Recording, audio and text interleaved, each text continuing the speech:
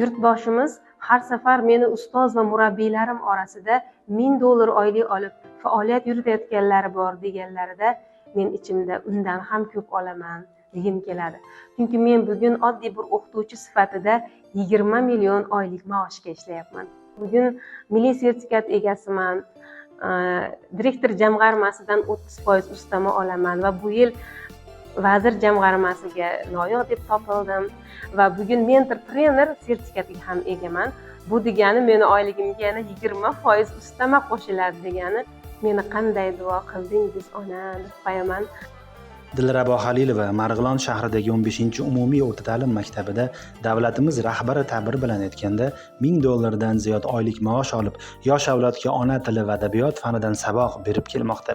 Hali yosh bo'lishiga qaramay, bugungi kunda o'qituvchi sifatida erishib kelayotgan yuksak muvaffaqiyatlari chindan-da tahsinga sazovor. Men Dilrabo Halilova Marg'ilon shahridagi 15-maktabda ona tili va adabiyot fanidan yosh avlodga ta'lim berib kelaman. Kuni kecha yurtboshimiz ustoz va murabbiylar kuni munosabati bilan bizga yo'llagan tabriklarda bevosita Marg'ilon studiyasidan ishtirok etdim.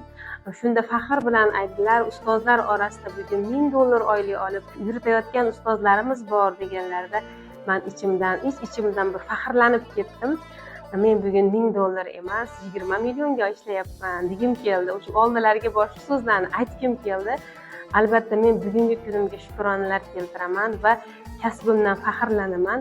Sababi men bugun juda katta yutuqlarga erishdim va bu yutuqlarga erishishimda albatta Marg'ilon shahridagi shu 15-maktabning pedagog jamoasi va direktorimiz Anvar Mirzo Yo'ldashevni bir tashabbuslari bilan har safar menga vazifa yuklayotganlarida Dilrabo, sen albatta buni uddalaysan, biz senga ishonamiz deb katta jamoa menga ishonch bildiradi.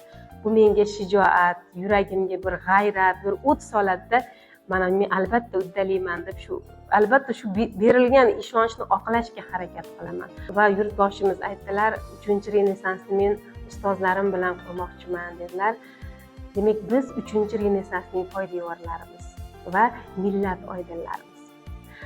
Hamkasblarim, tanishlarim ba'zan so'rab qolishadi, Dilrabo, shunday yutuqlarga erishyapsan, bu qanday uddalayapsan deb so'rashganda ichimdan bir o'y o'tadi. Meni qanday duo qildingiz ona deb qo'yaman. Yosh muallimaning dars mashg'ulotlarida o'quvchilar adabiyot olamiga bor vujudi bilan singib ketishining sababi bor. Boisi shuki, Dilrabo Halilovani ustozlik maqomiga, she'riyatga, adabiyotga bo'lgan mehri, iste'dodi yetaklab kelgan. O'zim ham she'r yozib turaman, she'riyatga qiziqaman.